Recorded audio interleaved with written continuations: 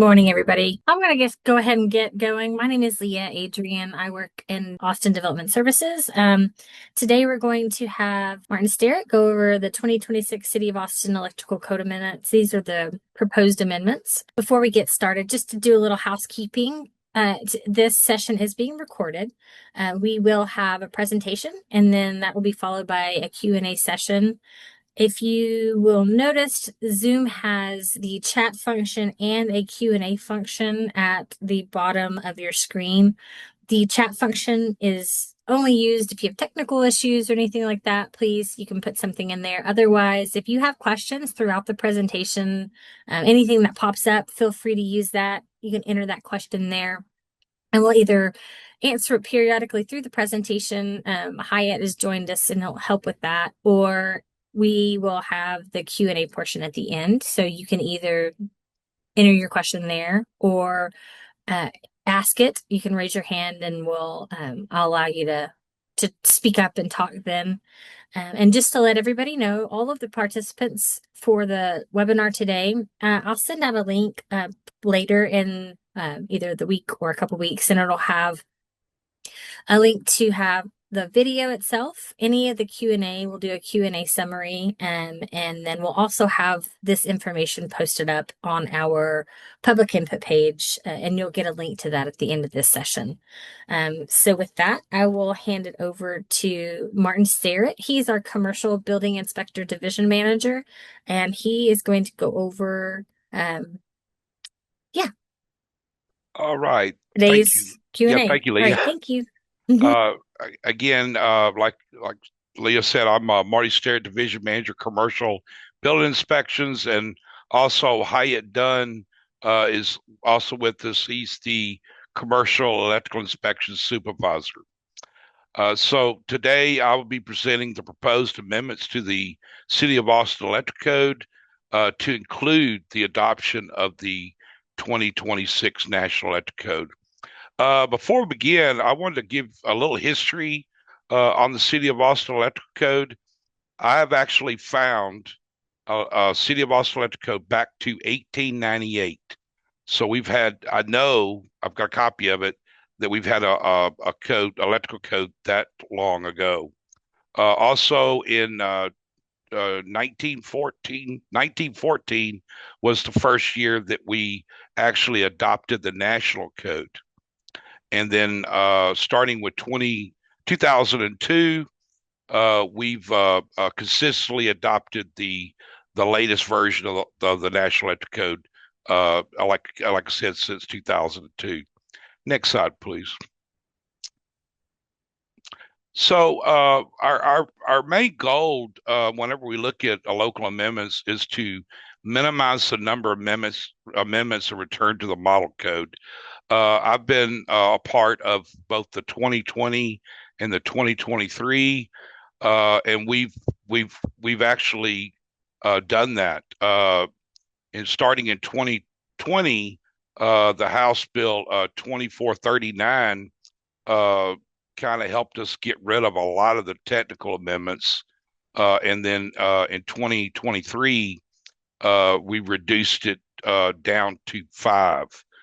So our current version of the electrical code has only 5 technical amendments. And a lot of the reasons for amendments is either council mandated, business needs, clarification purposes, and ISO rating.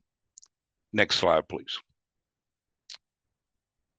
So any strike through in this presentation means that we've removed from the amendments and returned to the model code.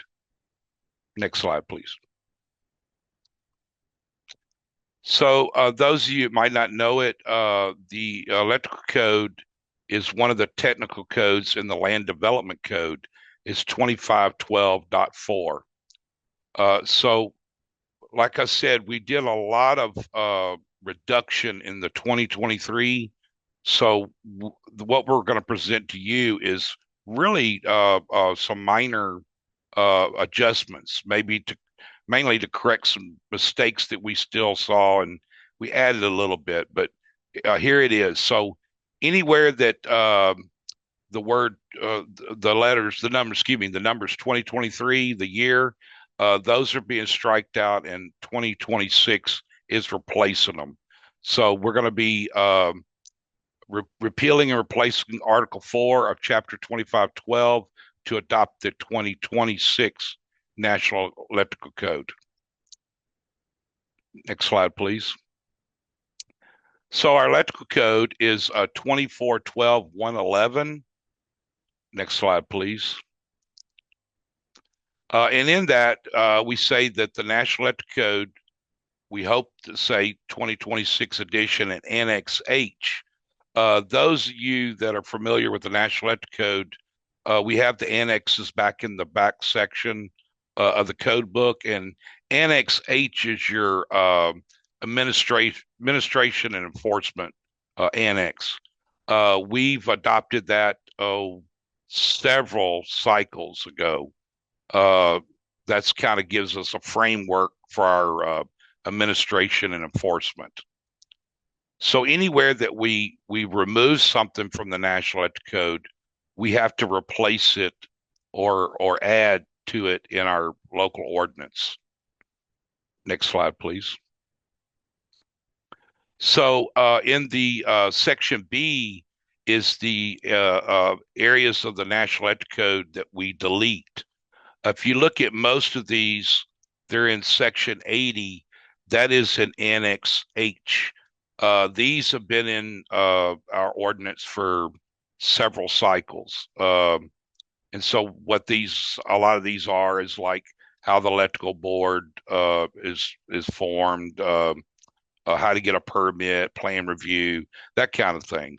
Now, as far as technical codes, this particular code cycle, we're again removing section 110.12.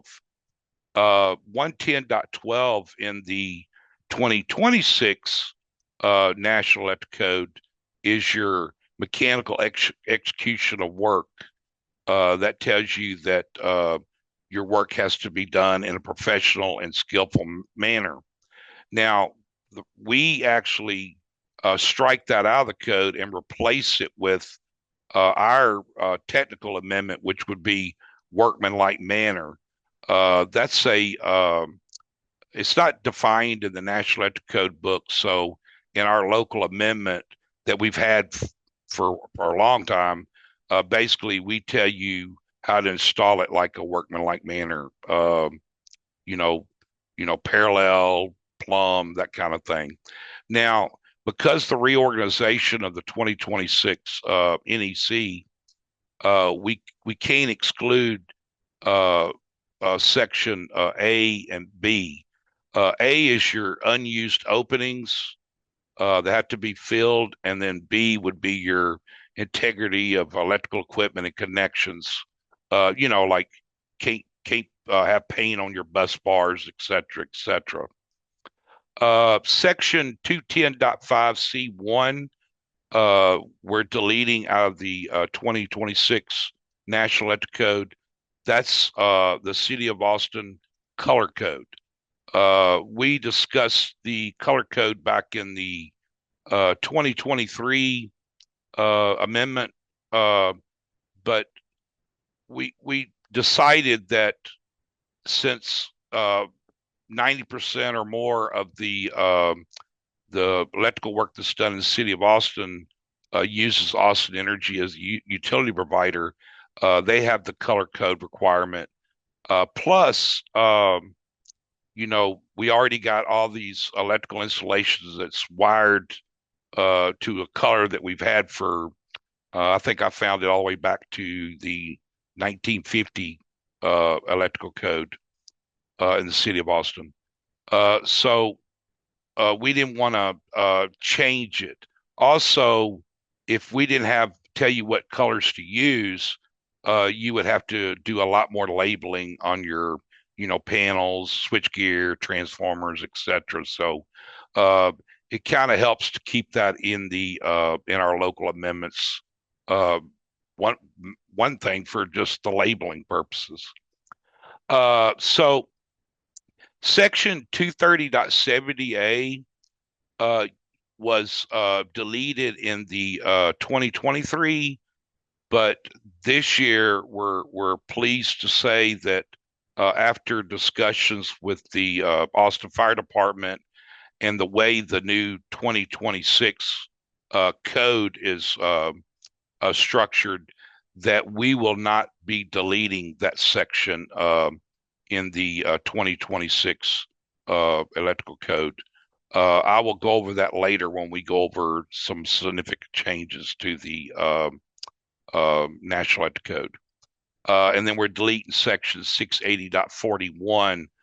That's your emergency switch for hot tubs and other than 1 and 2 family dwellings. So that's pretty much what we're deleting out of the 2026 electrical code. Next slide, please. 2512-113 is our local amendments for administration and enforcement.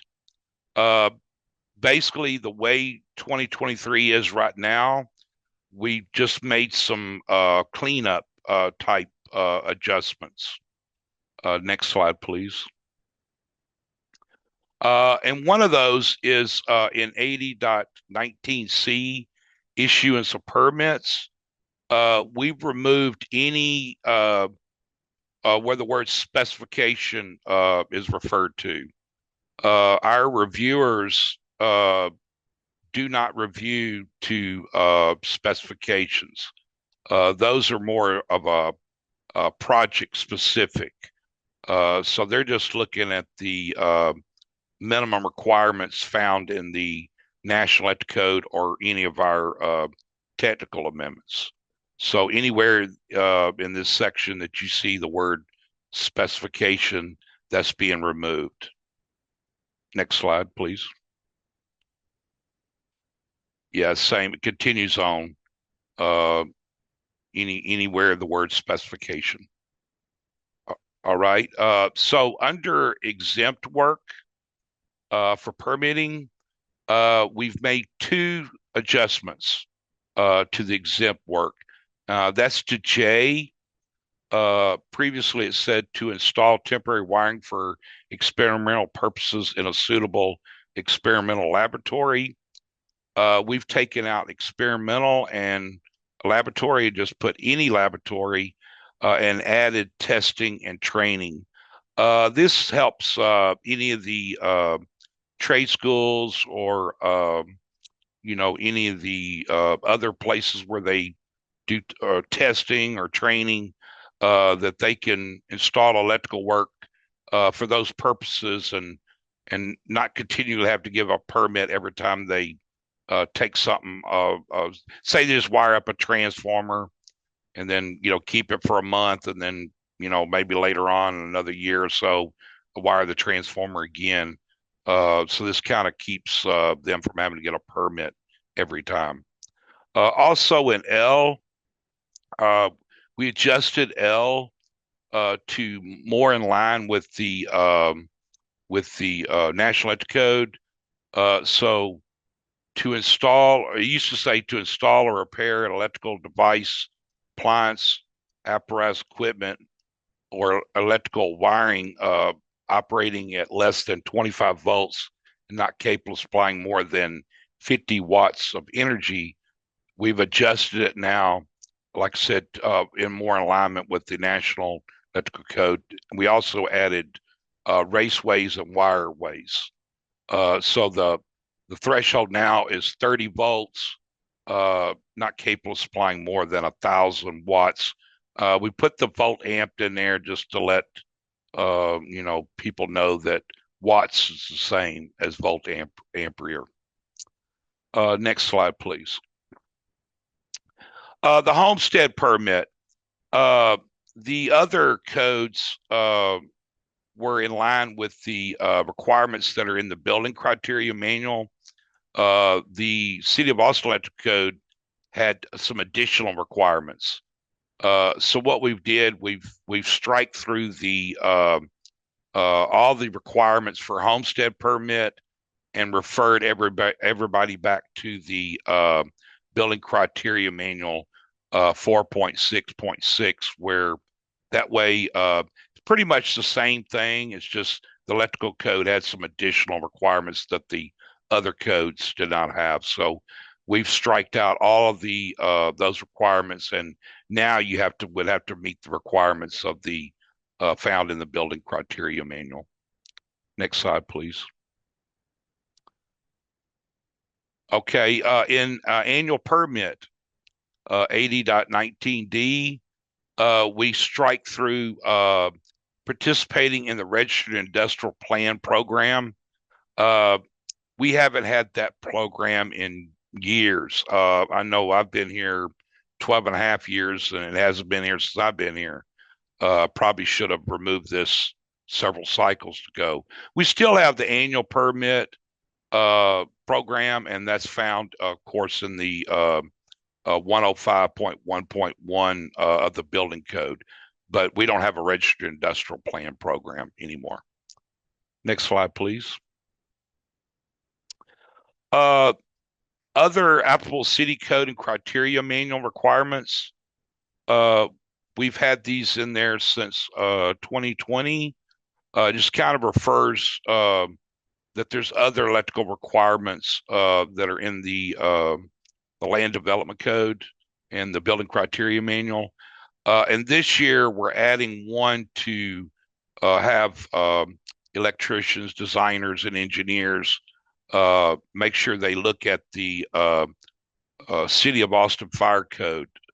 Uh, Next slide, please.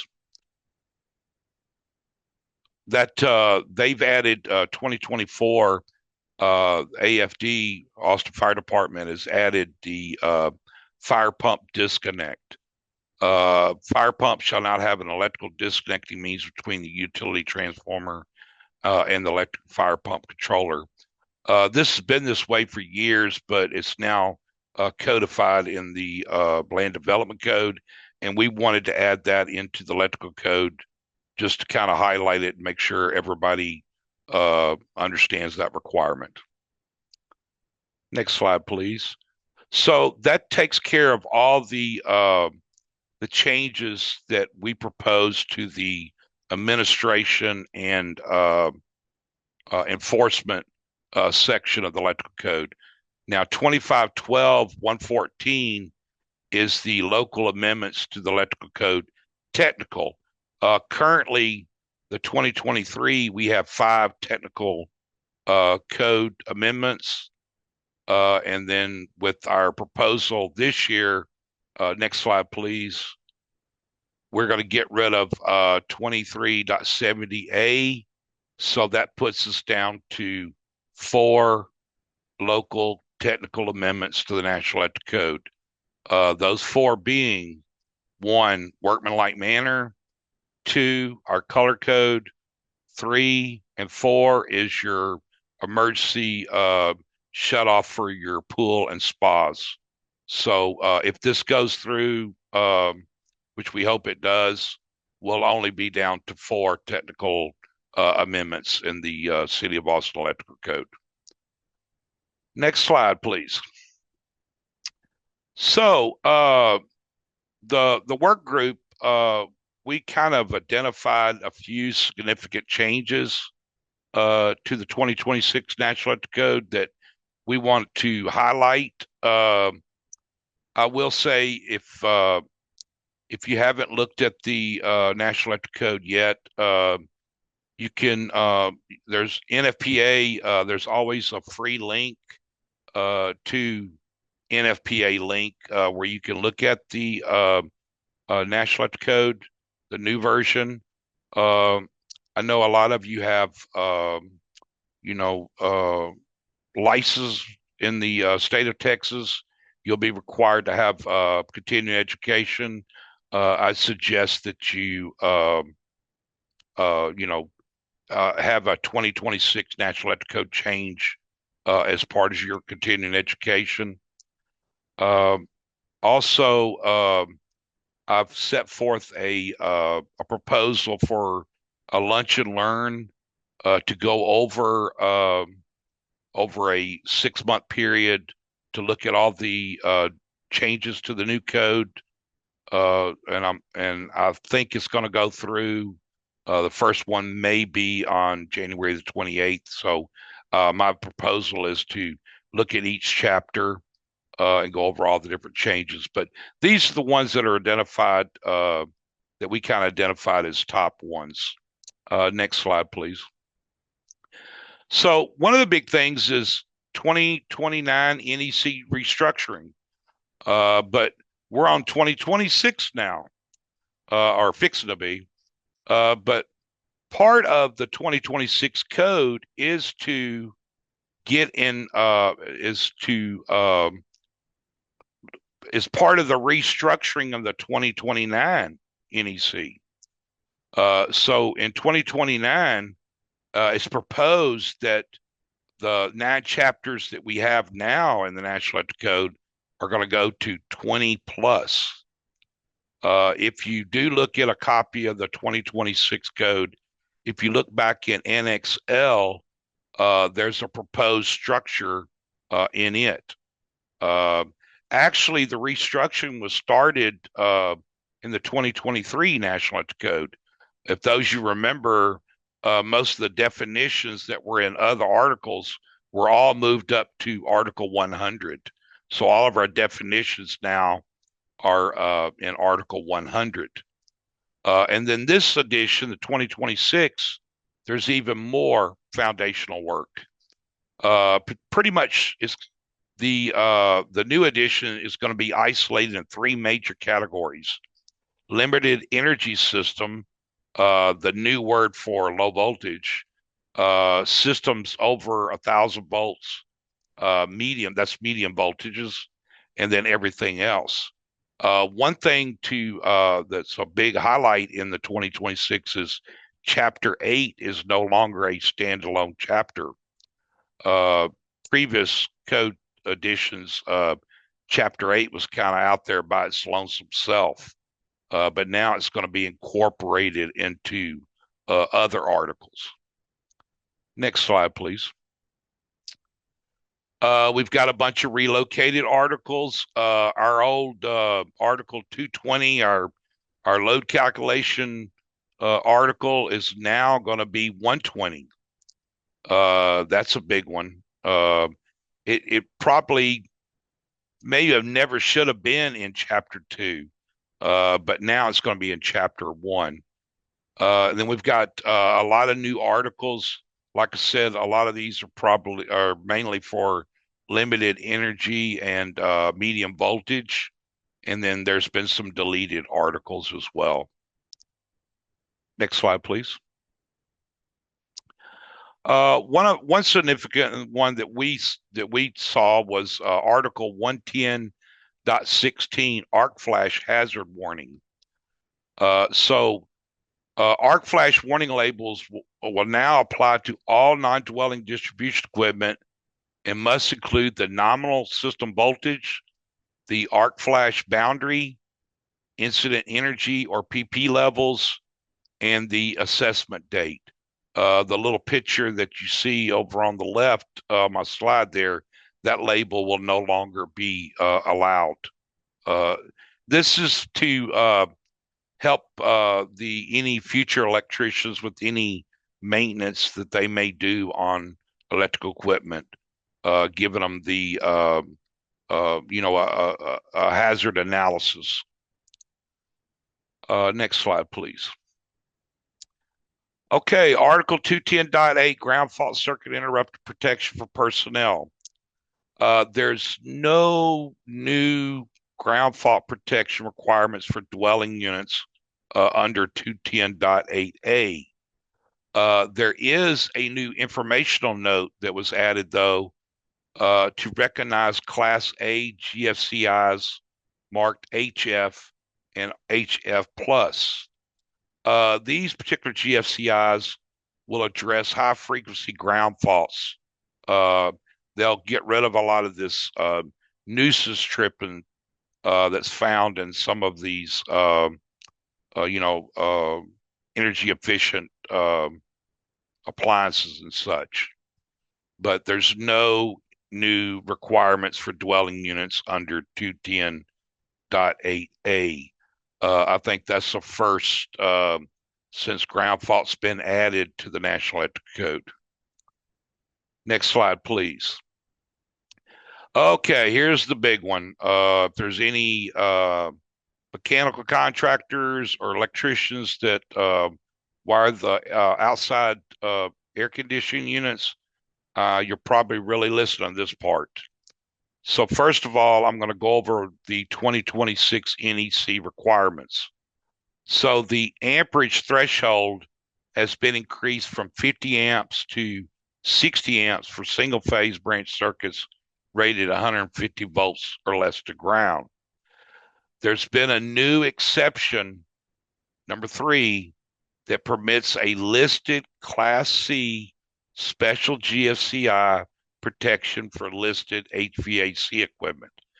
If you use this device, you'll also have to label the disconnect that you're using this device. Warning, Class C special GFCI protection provided for HVAC unit. The exception that was that kind of goes all the way back to the 2020 code will expire on September the 1st of 2026. Those of you that are pretty much familiar with this, the 2026 code is where they added the requirement for GFCI, ground fault circuit interrupter protection for outdoor outlets. And there was an issue with that because the HVAC equipment, a lot of it have you know kind of a variable speed drive type deal, and uh, it was making the ground faults trips. So the National Electric Code, there were several TIAs, tentative interim amendments that were presented. Matter of fact, the state of Texas even got involved. We delayed enforcement till the 2023 code, and then when the 2023 code come out, they added the exception for September 1st of next year. That exception will expire. Next slide, please. So with the introduction of a Class A device marked HF or HF plus, and the Class C special GFCI, which could also be marked HF or HF plus, we now have some additional GFCI requirements that can be used to protect these HVAC systems. Except the HF GFCIs are still in production and may or may not be available when September 1st of 2026 rolls around. I had heard a little rumor that the state of Texas might be working on this, and I did reach out to Texas Chief Electrical Inspector Larry Rakel, and he confirmed that they are working to amend when they adopt the 2026 code September 1st of 2026.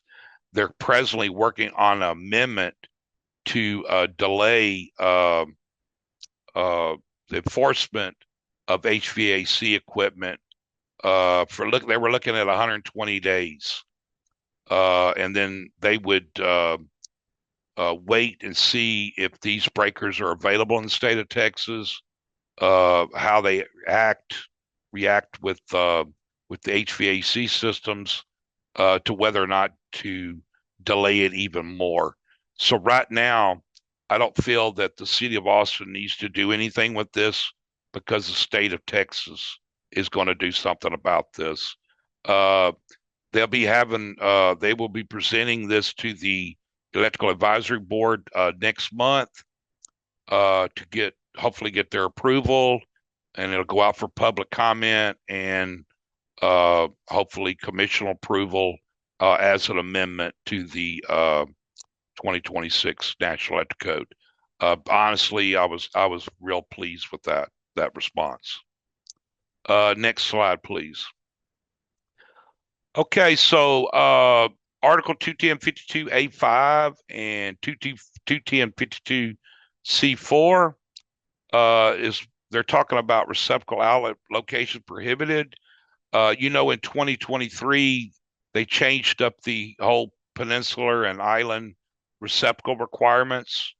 But one of the things it created was an issue. You might have a peninsula that has wall space where you would have to provide a receptacle outlet because of the wall space. But then that created an issue of, hey, I got a receptacle below my counter, which was against another article. So this kind of corrects that issue that you can have a receptacle outlet below the countertop. It just cannot be within the 24 inches of the countertop. That measurement also goes around the wall. 24 inches will go around the walls. So you can now still have that receptacle that's required for uh, wall space, possibly in the dining room or living room, and still not violate the counter below the countertop requirement. Countertop that hasn't changed from 2023. You don't have to put a receptacle in an island or peninsular, but you'll have to provide some future provisions. And then if you do install one in the countertop, you'll have to adhere to pretty much the same requirements as 2023. Next slide, please. Okay, so like I said, we're taking our technical amendment for 230.70A out of the proposed 2026 electrical code because of the way the 2026 National Electric Code has changed up the service disconnecting location. So the revision in 2026 mandates that service disconnecting means for one and two family dwellings must now be located in a readily accessible outdoor location, either on the dwelling or, I like this one, within sight of a dwelling unit as defined in section 110.29. Those of you that know the definition within sight, that means that it has to be within 50 foot and you can see it.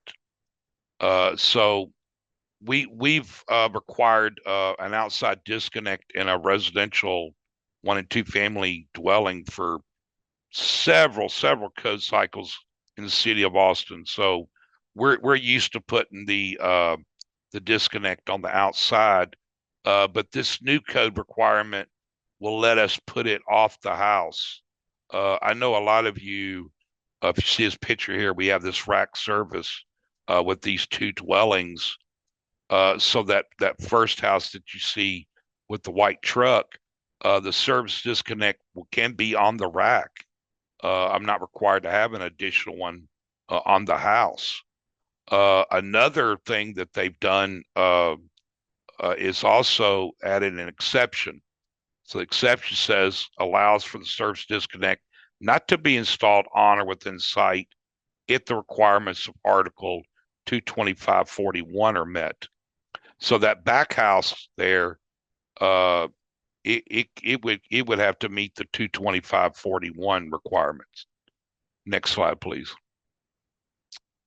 And that's pretty much the same thing. The emergency disconnect now can be located on or within sight of the dwelling, outdoors and readily accessible. If they're grouped, if they have to be grouped, if there's more than one provided, it's got to be installed with equipment rated for the available fault current. And then, of course, as always, you have to label it emergency disconnect. And there's additional labeling requirements that are required. So That pretty much takes care of the one and two family dwellings. But what about commercial? Commercial now will go back to the way the language has always been. The service disconnect would be nearest the point of entry of the service conductor, either inside or outside of the building. So it's going to revert back to the way the National Electric Code is pretty much everywhere across the country. Next slide, please. One of the other changes with that was the remote disconnect control was moved to its own article. 230.70F is no longer under 70A. And it was also reworded to say a remote disconnect control device used to actuate the service disconnect shall not be considered a service disconnect. So you're not allowed to use these EPOs or shunt buttons for service disconnect. I'm going to put a warning out here, a disclaimer. Consult your utility provider and the fire department in your area for any additional requirements or restrictions. Now, as you know, the National Electric Code is minimum, and any jurisdiction you go to in the country, I've worked on the road for years, probably been to 15 different states. And the first thing I would do as an electrician, even before I bid a job, was consult the utility provider.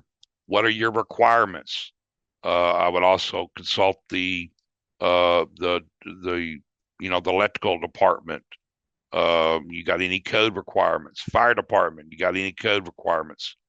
Though the National Electric Code may let you use these EPO switches or shunt, you have to you have to contact your utility provider.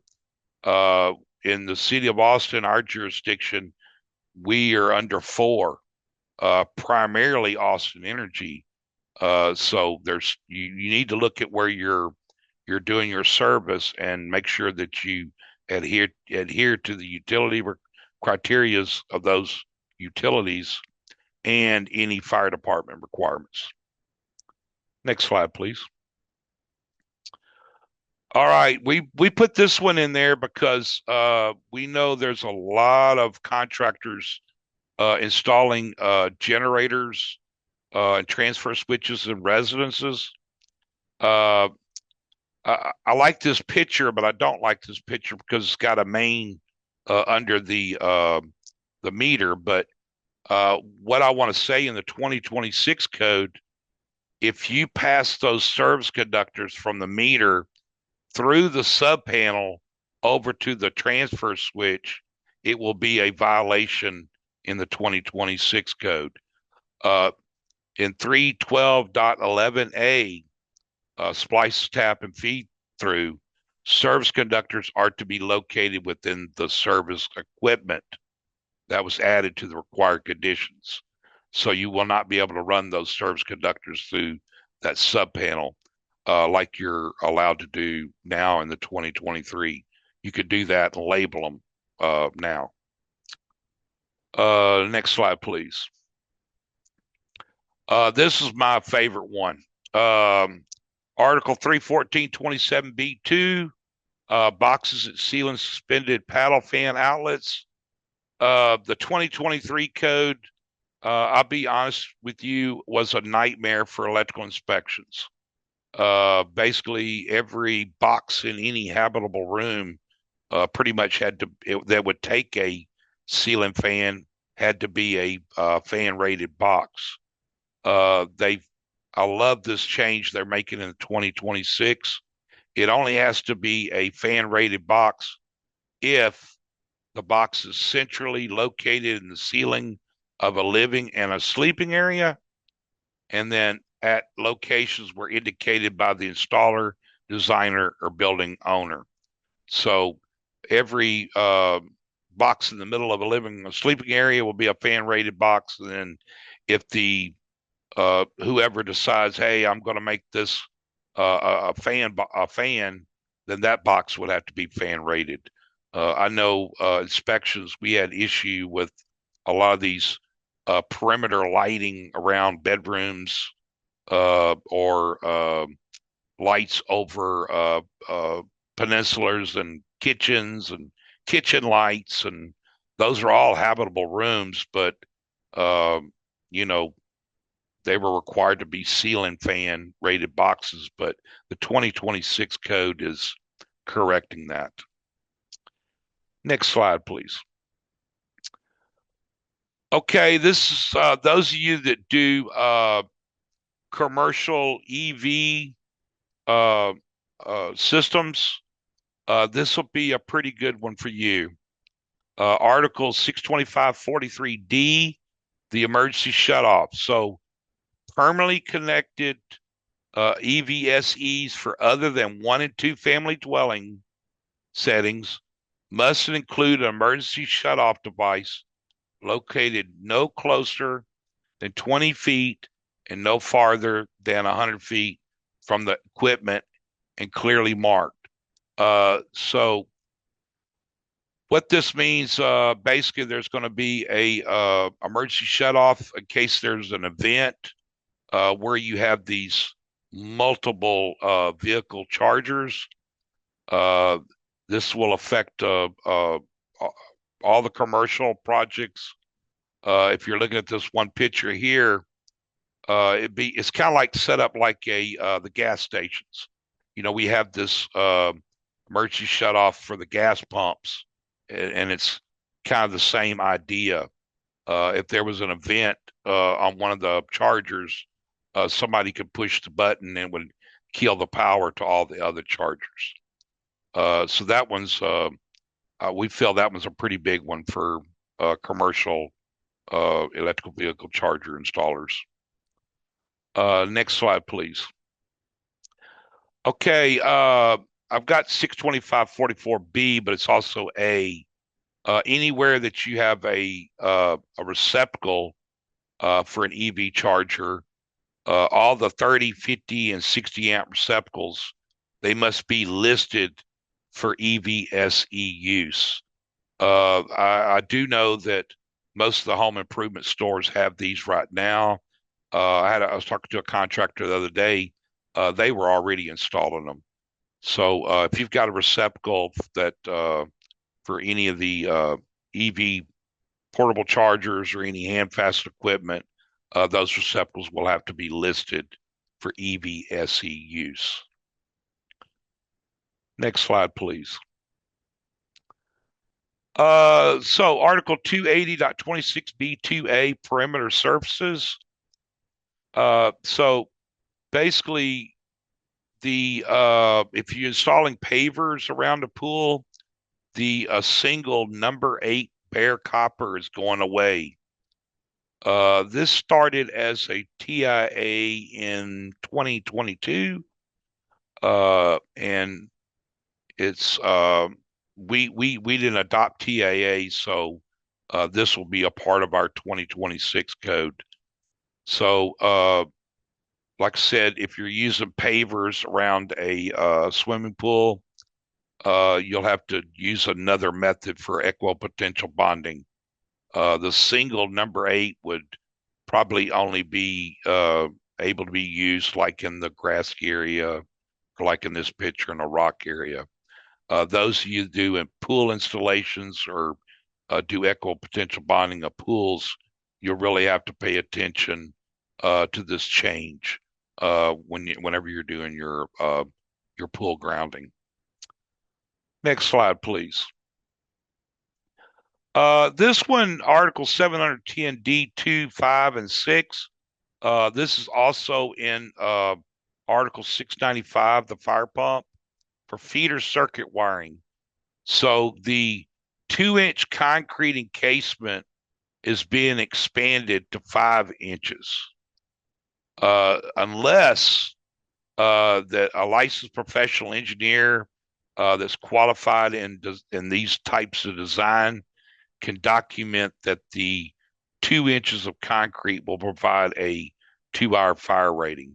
it could still remain 2 inches.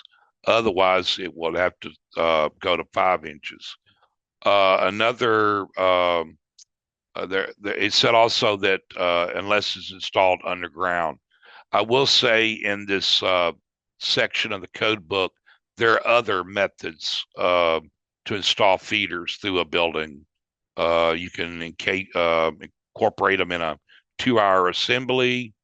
There's several other methods, but the 2 inches will go to 5 inches unless an engineer can, document it otherwise. Of course, that will have to be submitted to the AHJ as well. Okay, next slide. Okay, so that's pretty much our presentation on the proposed local amendments and our significant changes to the National Electric Code. Thank you, Marty. So we, Marty covered a lot of information. I don't see any questions that were typed in during the presentation. But if you all do have questions, please feel free, raise your hand and you can ask them, or if you prefer, you can type them in. See if we can get anything answered. So question, when is the 26 NEC and or amendments? So when is it going to be implemented? Okay, good question. I failed to mention that. So our objective is to align with the state's adoption September 1st of 2026. Like right now we're in the stakeholder engagement. We look for possibly a public hearing with the council in April. We're hoping the council will adopt it, around May, to that way we can align with the state of Texas with their adoption. We did real well in 2020. We were right on the money with them. 2023, we adopted it a little early, but we had to delay enforcement for a couple months. But our objective is to align with the state. Thank you. Thank you. And I went ahead and put this up. There is a public input webpage. This is where the QR code on the left is. I'll also put it in the chat where you can find that, and it'll also be sent out. But if you do have feedback for what was covered today and what's going on, that's where we would love to get your feedback. There's also just an engagement survey about today's presentation in general. But so I wanted to go ahead and put that up so you could go there. If you do have any feedback about what's being proposed, we'd love to hear that, and we'll collect all that. That way, when Martin makes his recommendations, his official ones, then we'll have that. Do we have any other questions? Feel free. You can either, like I said, use the raise hand function at the bottom of your screen, or if you want to type those in, you can also. Duff quiet. That's okay. Again, there's a lot of information covered, but hopefully you all are smart cookies out there and can think about it. And if you do have any questions afterwards, you can either send them to Marty, or you can, again, through that survey. It's a great place to provide your feedback. That way we can gather it all together. Okay, I will say something that the last code cycle, there was a lot of questions about get rid of ground fault protection, get rid of arc fault protection. I just want to say that us as the city, we cannot lessen the code. The code's already minimum, so we can't lessen it. We can make it more stringent, but we don't want to do that. We want to keep it more toward the model code. And it looks to be having what was the site you referred us to for the NEC for that reference guide? That was you go to NFPA, and under codes you'll look for NFPA 70. That's the National Electric Code, and then you can you go to the 2026 version. It's free. You'll have to sign up, of course, email and password, but it doesn't cost anything. once you sign up, you can continually use it. I use it. I mean, yeah, and we'll make sure when we send out the summary, we can include that as well. There we go. That'd be great. Thank you.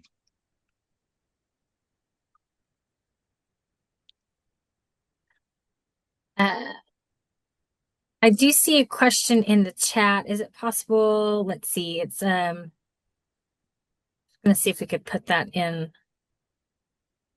the Q&A just so we can capture it. But it's the 210.52C2 if installed to serve an island versus wall space. If that was your question, if you want to raise your hand and elaborate on that a little bit, that would be helpful. There we go. Let's see if I can figure this out.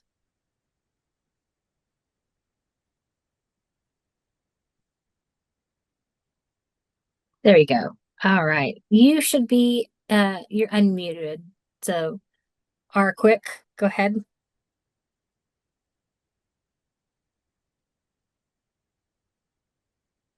You should be unmuted if you want to try and answer that or ask a question. All right, can you hear me now? Yeah, absolutely. Hey, Marty, I just had a question on that wall space versus island receptacle.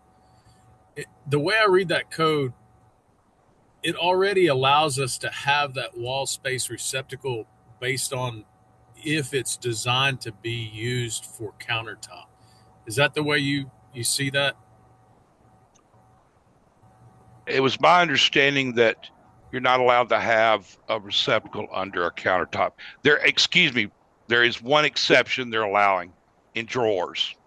They're going to allow, unless you're using it as or there's a receptacle in a drawer, there should not be a receptacle outlet under a countertop in the island, The in the kitchen.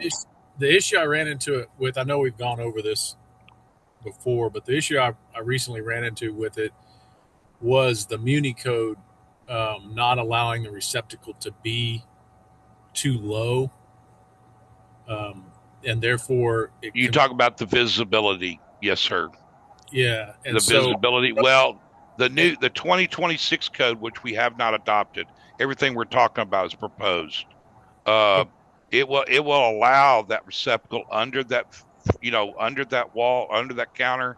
It just cannot be in the in that 2 foot area. Yes, it may be an issue with the visibility, but that probably have to be a one-off on that particular project. It'll have to be looked at, then or whatever. yeah, that's what I ended up doing on these for for the production neighborhoods where they're putting them in on a regular Right basis. now, it's probably a violation. Te- Uh, Technically, it is a violation. yeah, so that was why the code kind of corrected it and said, yes, you can have one below it. It just can't be within this area. You know what I mean?